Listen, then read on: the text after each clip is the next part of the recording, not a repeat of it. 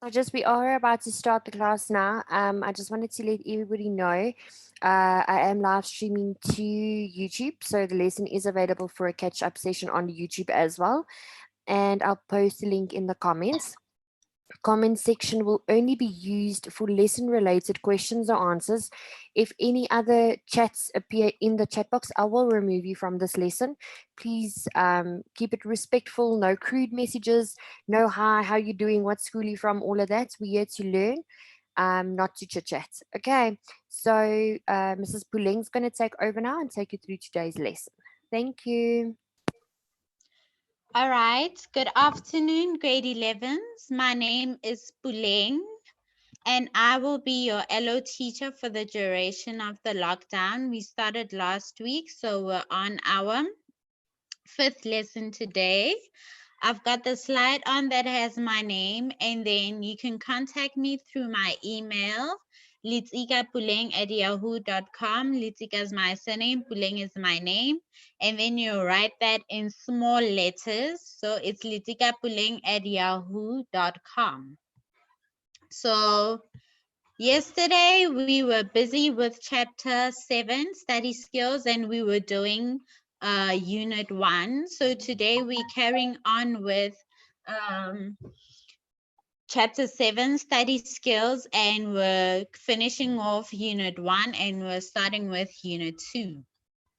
So the lesson objectives for today are that you need to know how to build your learning style, and that you need to know the 5-step SQ3R study strategy. You need to know what skills you need for writing your exams, and then you need to know the common exam errors that you can commit.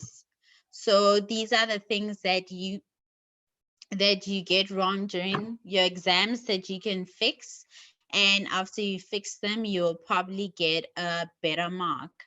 So we're going to start with our lesson today. And our lesson, like I said, is on study skills. And this slide, we're starting with build on your learning style. So we're continuing from yesterday. We learned about the left brain and the right brain, whether you're left-brained or right-brained. And then the right brain is the more creative brained people, and then the left brain is the more logical people. So you have to keep all of that yesterday's lesson in cognizance in order for you to understand today's lesson. So starting with build on your learning style, the multiple intelligences theory says that you have the following intelligences. So there are different kinds of intelligences. We're going to go through 10, and then everyone at least has 3 strong intelligences, and then that are stronger than the other 7. So as I go through the intelligences, you need to maybe try to find yourself within the intelligences and see where you lie the most. And also considering what we were doing yesterday, I'm sure by now you've thought about whether you're left-brained or right-brained. Now we're looking at intelligences, and you must also try to see where you fall in. So the first kind of intelligence is visual spatial, and these are people that are more thinking in terms of pictures and images. So you are most likely to work maybe as in production or editing somewhere where you need to be creative, use pictures, images, maybe a graphic designer, a painter, or a sketcher, or someone designing architecture, well, architecture in a way of design. So that will be a type of intelligence. And then a naturalist.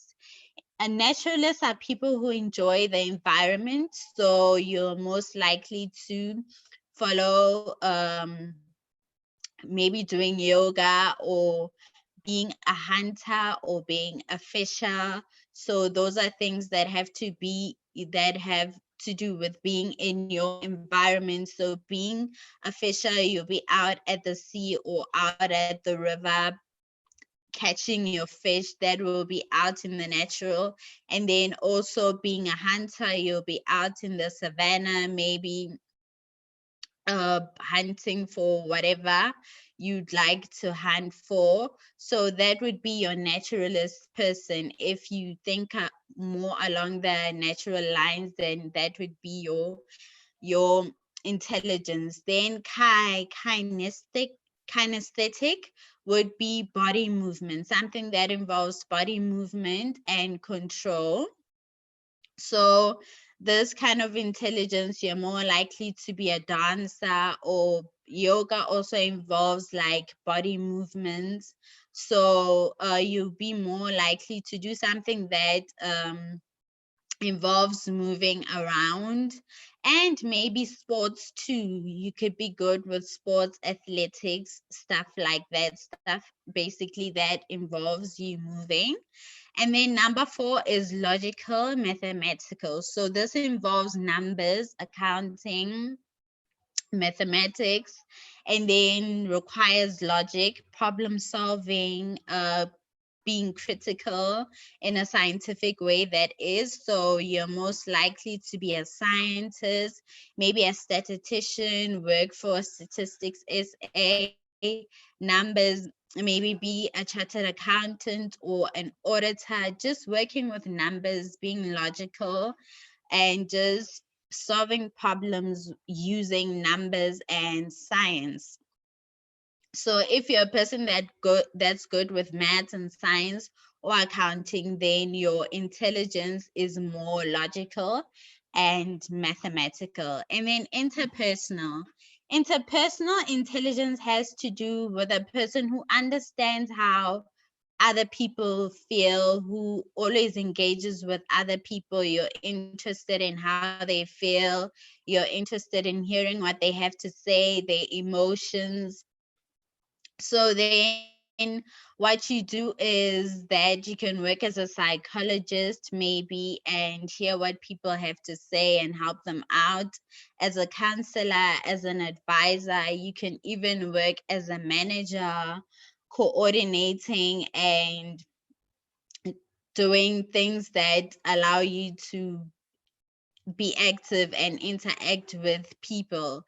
So maybe working front desk too at a firm, engaging with people, client management, and things like that. And then intrapersonal has to do with understanding yourselves. So how can you tell? How can you control your emotions? These are people who are intrinsic and who are more likely to keep to themselves. You understand yourself and it's all about you. So linguistics and verbal. So linguistics and verbal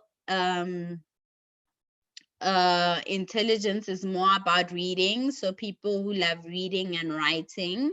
So you're more likely to maybe explore things like being an editor, an author, being a journalist. So those are things that you're most likely to do. And then number 9 is spiritual. So spirituality involves issues of faith, religion, and beliefs. So you're most likely to go into being a clergy or being a pastor or a monk or an imam, just within the spiritual space. And then basically, it's a space that a lot of people find comfort in, they find peace and motivation in. So that is your spiritual intelligence. And then morals and ethics. So ethics, morals involve ethics, humanity, and value of life. So these will be your morals. Your morals can also be based on your faith or your culture or your tradition. Your humanity can be influenced by your socioeconomic status, by your class, things that involve where you live, how you live, the people that you interact with, how you grew up. And then your value of life can be based on your parents' teachings, your faith again, and what you've observed, your experiences. So you're most likely, even you can go into anthropology, you can go also into sociology, counseling, psychology, social sciences, things that deal with humanity and interaction and just understanding behavior and understanding how people work, how people relate to each other, and also how people interact. So, gaining knowledge of humans, how they work, in order to improve them as people, in order to improve social cohesion and just improve unity. So, we're going to move on to the next slide. So, moving on to the next slide. Most people have about 3 intelligences that are stronger than the other 7, and this differs from people to people. So one might have 4 intelligences, 5 intelligences that are stronger, but you are just going to focus, maybe look and see which intelligences um you are more strongly at, and then you're going to put them down, and then you're going to let them give you a direction of how your learning style should go and what your learning style should be. And then we're going to count these 3 strong intelligences. These are the main ones. Visual strength. So people with visual strength usually learn by seeing. So just like a child grows up, they look at what their parents are doing, and they do as they see their parents are doing, and that is more of observation. But also learning by seeing, you can watch videos on YouTube, videos of people giving lectures and making examples, maybe practical examples, maybe they could be doing experiments. So this is also like when you feel like you don't get enough contact time with your teachers whom you actually are looking at, you're seeing them in front of you. So you can always go home and Google videos and see how you can improve your learning by looking at that extra content. And then verbal strength. Verbal strength involves hearing and listening. Maybe you like to hear things repetitively, and you like to hear things being said over and over again. In that way, that's how you basically remember things. So some people do remember things according to how many times they hear them, and they get to remember things according to the repetitions. So you learn by hearing. What you could do is listen to audios of lectures. There are now podcasts, a lot of companies and a lot of on-air personalities, lectures, and academics have podcasts now. You can find podcasts on Spotify and other digital platforms, and just search for your lessons on podcasts and listen to it. You know, you like putting your earphones on. So what you can do is you just sit in your bedroom, you've got your earphones on, and now you're listening to this person giving you a lecture. You can't necessarily see them, but because you a person that relies heavily on your verbal strength, you will be listening attentive to the person, and it will improve your learning. Also, as a person who learns by hearing, you will want to pay more attention in class than almost everyone. You won't allow people to disturb you, because you learn better when you're hearing. So you listen to your teacher extra, the examples that they make, and you might also want to engage with your teacher, ask the questions, just being active in class, participate, so that you can get explained to and your teacher can elaborate more. So yes, that would be verbal strength. So strength, that is kinesthetic. So that is when you learn by moving or acting out the information.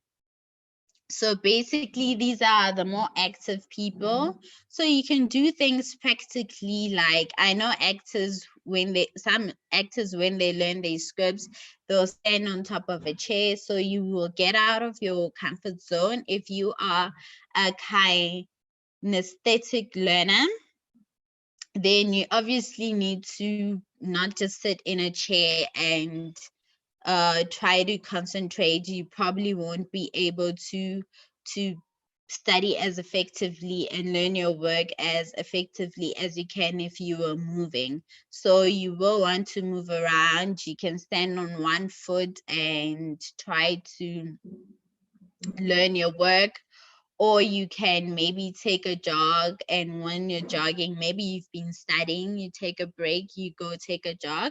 You can take some notes with you into your pocket, and then you can try to recite the work as you're jogging.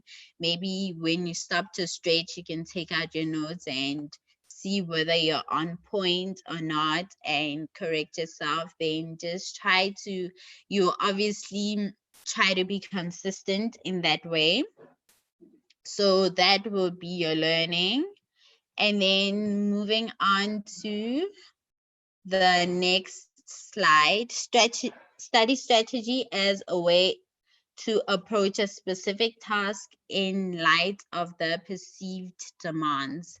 So you should use a study method when you study for tests. So there are many different study methods. So all of us are different. All of us are unique. Our brains are unique. We did say that in the last session. So you should choose a study method that is suitable for you. So a study method that is suitable for your friend, I know we love studying in groups, might not be suitable for you. So you don't always have to use the same method that your friends are using, even though you're a squad.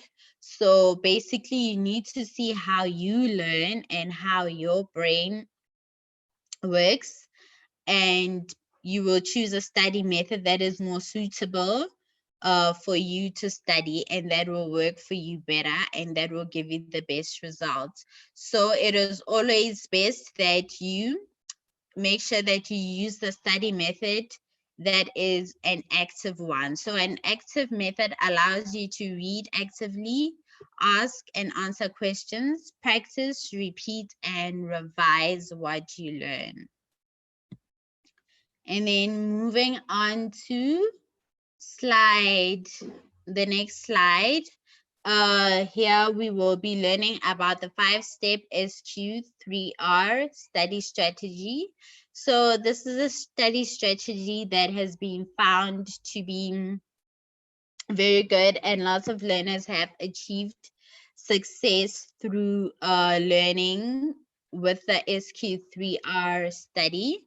So the SQ3R study strategy has 5 steps. So we're going to go through the steps. And if you use the study strategy, which has been found to be very successful, then you'll be able to improve your learning and you can get better marks.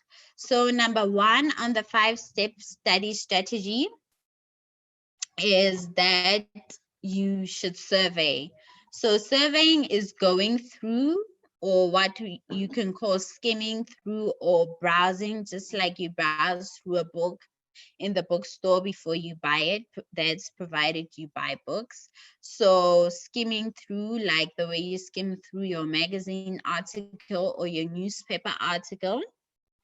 So basically what you do when you survey, when you study, is that you skim through the chapter, and the best way to skim through the chapter is to read the headings and the subheadings, that they will give you an idea of what the chapter is about.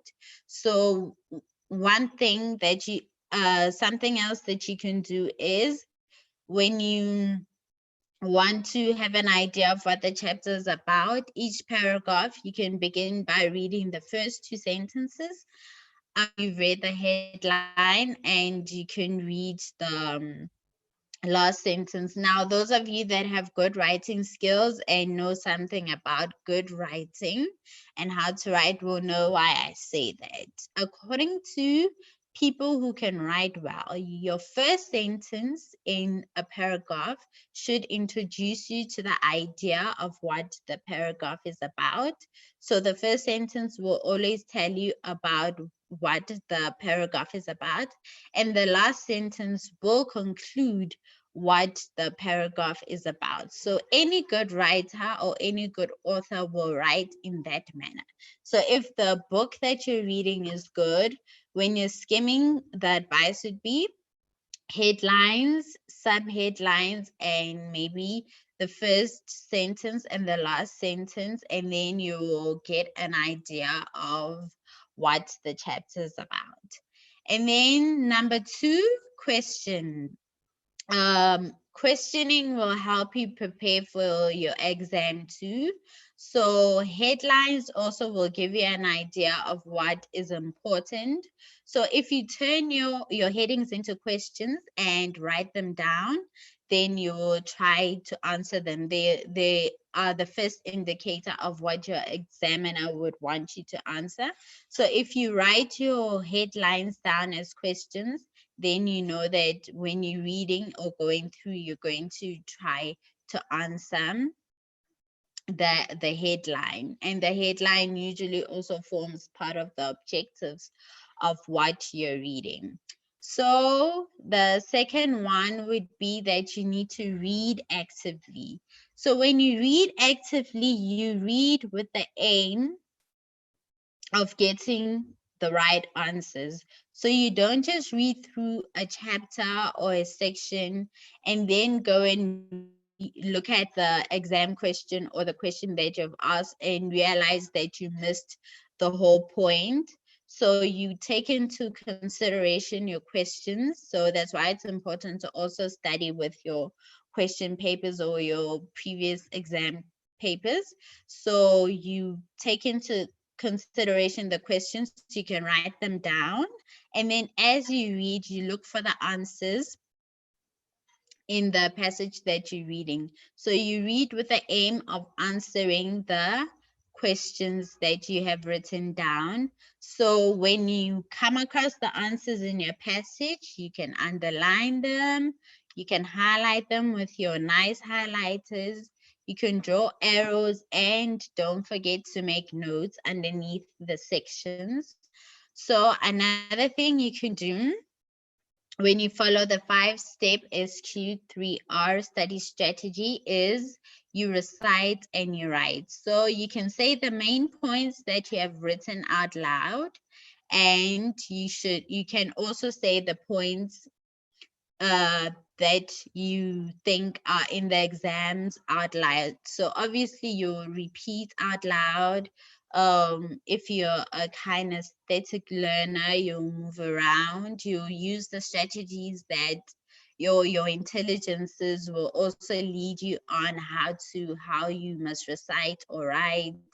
So you obviously, if you're right brained, you'll write summaries and notes, and then out of your notes you'll try say them out loud, and then if you can't remember, you're going to repeat them over and over again until you can remember. So just as long as you can repeat and remember your work, then you'll be good. And then the last point in the 5 steps SQ3R study strategy will be review. So when you review is like when you test yourself. So how you test yourself is you will have written your notes, because obviously you're not going to study without writing notes or summaries. And we've already gone through how your notes will be. So your notes will consist of headlines, which you've turned into questions. And then obviously when you write your notes, you're going to write your notes answering the questions um, that you've written, and you will have highlighted or underlined the keywords or the important words. So when you test yourself, you're going to cover the answer, and then you're going to read out the question to yourself and then see how you're going to answer, and your answers must have the core facts which have underlined. And then if you don't remember the answer, you can open up your notes again, you read the answers and then close them up again, and then repeat the question and try to answer it. So by covering core facts and answers to questions, so see if you can recite and remember what you've read, give the written answers to some of the questions, and then you're going to mark your work and see how well you've done. Repeat the exercise until you know the chapter as well. So you review your notes and repeat what you have learned every 3 days. Otherwise, you're going to forget. So this also involves studying before time. You can't study the day before because you need a build up. So you're going to study well in advance so that you can keep on repeating your work and reciting it and making sure you know your notes beforehand so that you can be prepared by the time you write your exam. And then on unit 2, so that was the last slide. The previous slide was the last slide for unit 1. So this is the beginning of unit 2, and unit 2 is also on study skills, but this time is focusing on your exams and how you write your exams. How you write your exam is also very important because it can affect your marks. So if you can write your exam and answer questions properly, then you're most likely to score higher marks than someone who just writes without understanding their questions. So the headline I've got here is exam writing skills and the process of assessment.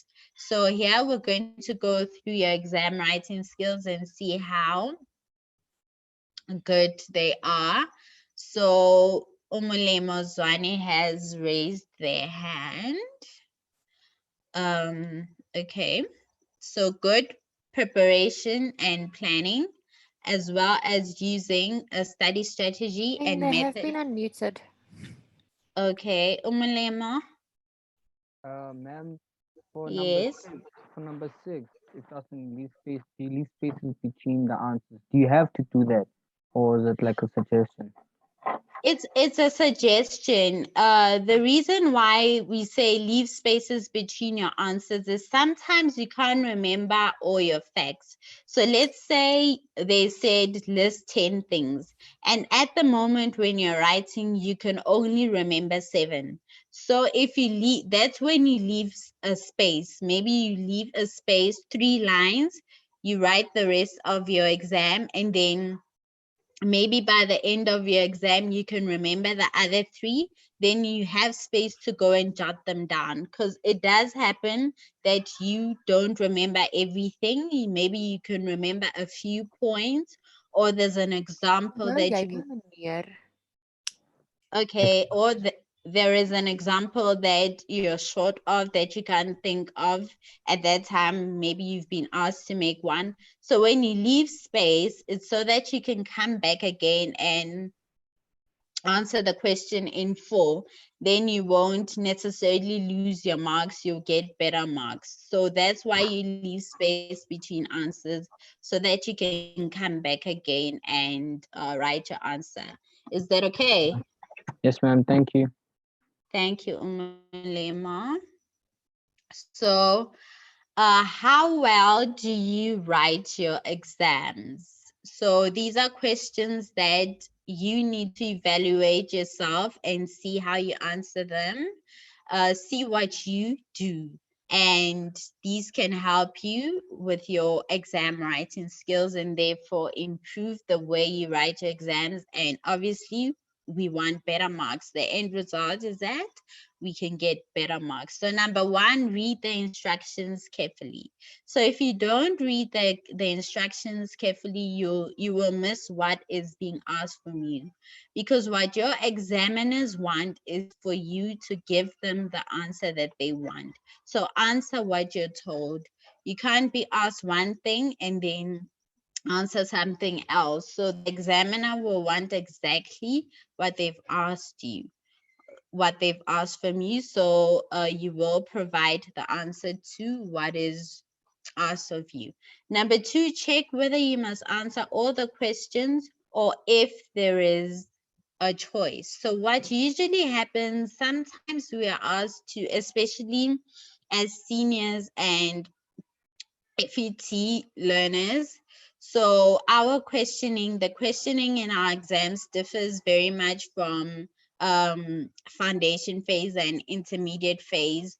How our papers or assessments are set up is that you find maybe in section 3, um, where you write essays, more especially, they'll give you 3 essay questions or 4 essay questions, and then they'll have their only answer 2. So out of 4 essay questions that they will ask you, they will say only answer 2. So then you need to choose the ones that you're more confident with and answer them. If you don't check what you must answer, then what is going to happen is that you're going to waste time answering questions that you were not asked to answer.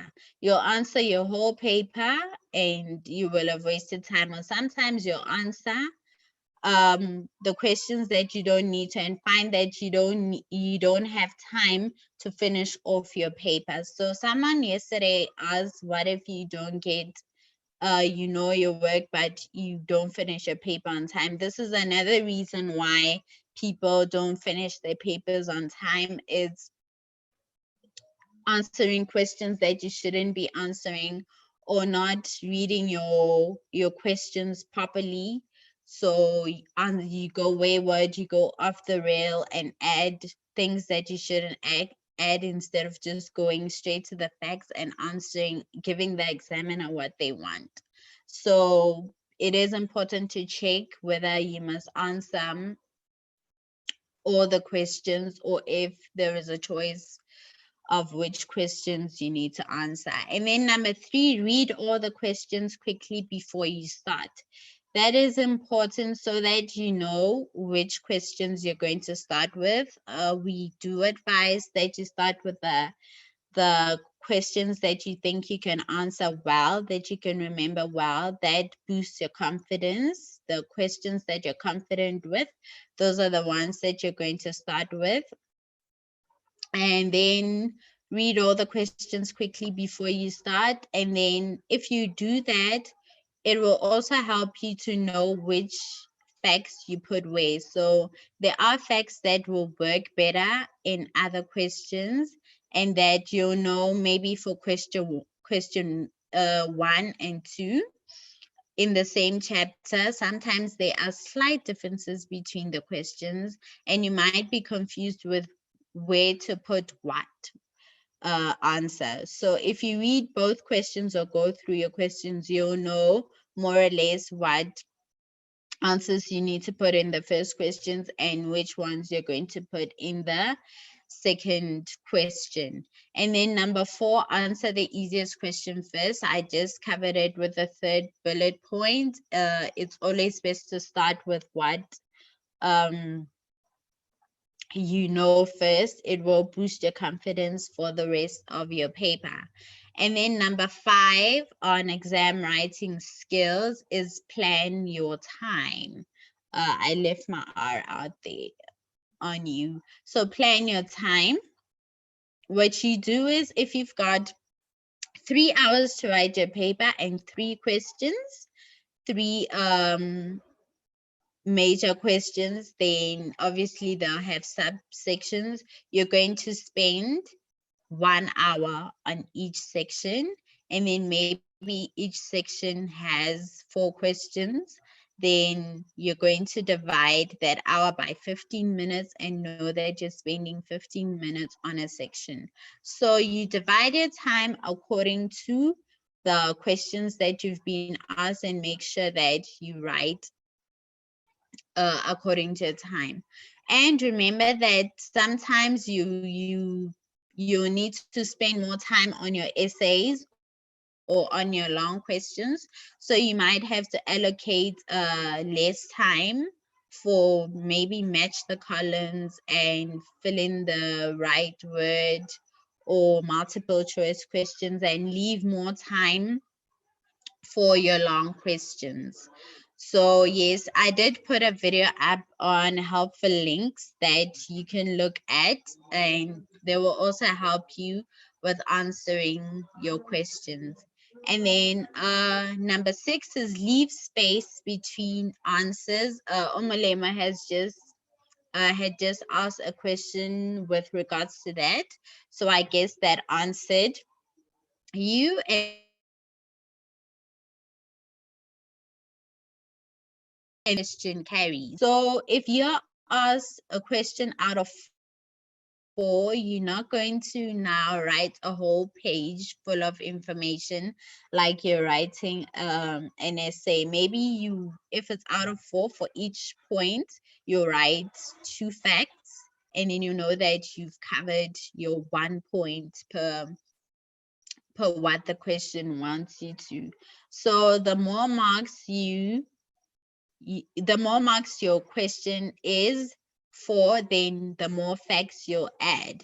And then the less the marks, the less you write. So make sure that you write enough facts in order to score the points that you need. So your essays must be long enough and go according to the instructions that you're given. So if your teacher says for the exam, if I ask you to write a short essay, I expect 2 pages, then that's what you must do.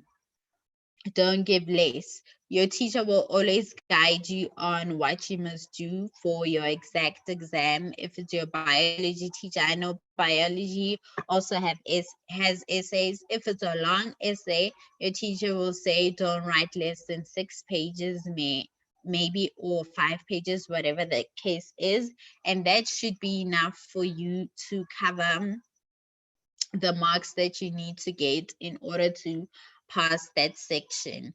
And then point number 8 is keep your answers neat. So your handwriting is very important. When teachers mark, they mark, or examiners, they mark lots of papers. So going through papers and then finding someone who doesn't write neatly or whose handwriting is not legible, what happens is you're very tired and literally you can't see. So you can't give marks where you can't see the answer.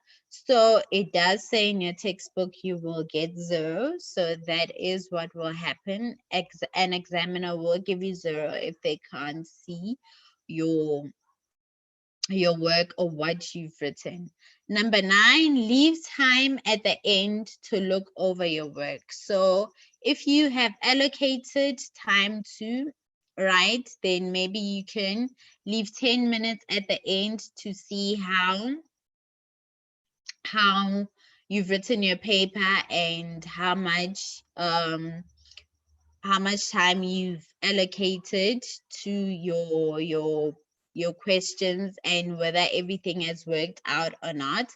And if you've left spaces, that will also give you time maybe to go and fill up the spaces if you can remember the points. And then number 10, check if you've answered the questions. So what you can do is you've got your question paper, you've got a pen or a pencil in your hand, you go through the question paper, and when you check if you've answered all the questions, you check question number 1. If you've answered it, then you tick on your question paper. Question number 2, and with all the subsections, maybe 2.1, 2.3, you keep on ticking to see whether you have answered that question. So you're working more like a checklist. So a checklist, you go there and you cross out what you've done. And if you've crossed out everything, every question, then you know that you've completed your exam. And then I know with varsity on your question paper, they do have the questions in front of your paper. And if you've marked, if you have completed that section or question, there's a box for you to cross. So if if your question paper looks like that, then that is very helpful for you to go and mark what you've already studied, and then you will know that you have completed reading your paper. And then number 11, proofread for spelling and other things like grammar or so. So proofread for spelling, especially if you're writing your languages like English, you might lose marks for grammar and spelling. So you can go over your paper. Remember, you will have left some time, bullet point number 1, to go over your work. So you're going to go through your paper and make sure you correct everything that you have left out. And then number 12, make sure your numbering is correct. So examiners will give you 0 if your numbering is not correct. So make sure your question corresponds with your answers. So if you're being asked, question 2, then you will write the answer to question 2. And remember, it's also important that if you've started with, we've advised you basically to start with the questions that you're confident with. So remember, when you're starting with the question that you're confident with, mark it properly. So maybe your exam paper is divided into 3 sections, section 1, section 2, section 3. If you're starting with section 2, make sure that you mark it properly. You write section 2, you write the theme topic, and then make sure that the examiner can see that you started with question 2 so that they can see that you didn't start with question 1. Failure to do so will end up in your examiner being confused about which question you're answering, or they'll just think that you have just crossed the points and you did not know what to write, or have learned the wrong, you can't remember which facts belong where. So make sure that your numbering is correct, so that you don't lose marks. And then common exam errors. So these are mistakes that most learners and students commit that make them lose marks. And obviously when you lose marks, you're not going to get the mark that you want. So number 1, we've already covered this in the previous slide, question numbering. So you need to number your questions correctly. We've already covered that. And then answering what is not asked is number 2. Make sure you answer the question that you have been asked. So don't speak about other things. If you don't know the answer to the question and you really can't come up with the facts, then don't waffle. That's just advice that I've received from varsity. That is don't waffle. You're not going to get any marks for waffling. So if you don't know the answer, then move swiftly and try to spend time on questions that you know answers to, and give examples and do well in those sections. But obviously it won't come to that because I know you're going to study and know your work very well. So make sure that you answer what is asked and that you don't answer what is not asked. Okay. And then bullet point number 3, answering more than one question for multiple choice questions. So, with a multiple choice question, they'll give you maybe 3 or 4 options. So you find that maybe you're stressed or you're panicking, then, or it's just a human mistake, you cross out 2 questions, 2 answers to a multiple choice question. Watch out for that mistake. So don't do it. Make sure you only give 1 answer for your multiple choice question. And then using the wrong words. Make sure that you use the correct words for your questions, especially Elaine, where, yes. Yes, Melanie. we need to wrap up. Okay, yes, I'm wrapping up. Almost time. Perfect. Okay, That's good. So using the wrong words, make sure you use the correct words. Not giving examples when you're not asked to. So make sure you only give examples when you're asked to. And writing neatly, we've already covered that. Write neatly, forgetting to answer questions. So remember to make a checklist and answer every question that you've been asked, and not leaving space between questions. Remember to leave space between your questions. And then the summary, basically the summary is what we've done already, is all the slides, what we've covered in the slides. And then your activity, just something to do on your own, is by taking consideration what suits your left brain or your right brain. We did it with the last session. So by now, I think you know whether you're left-brained or right-brained. Please write a list of study skills that you would like to improve and say how you're going to improve them. We did do study skills, and then you're just gonna tell me according to you. I gave you questions that you can answer about your study skills. So according to you know yourself, you've been writing exams from grade 4, so it's 11 years. So basically, you're going to write a list of study skills that you would like to improve and say how you're going to improve them. So I put up a link for you, a YouTube link. It basically helps you to answer to know how to answer your exam questions. So it is advised on how to answer your questions. And that is the link that I put up for you over there. So that is our lesson for today.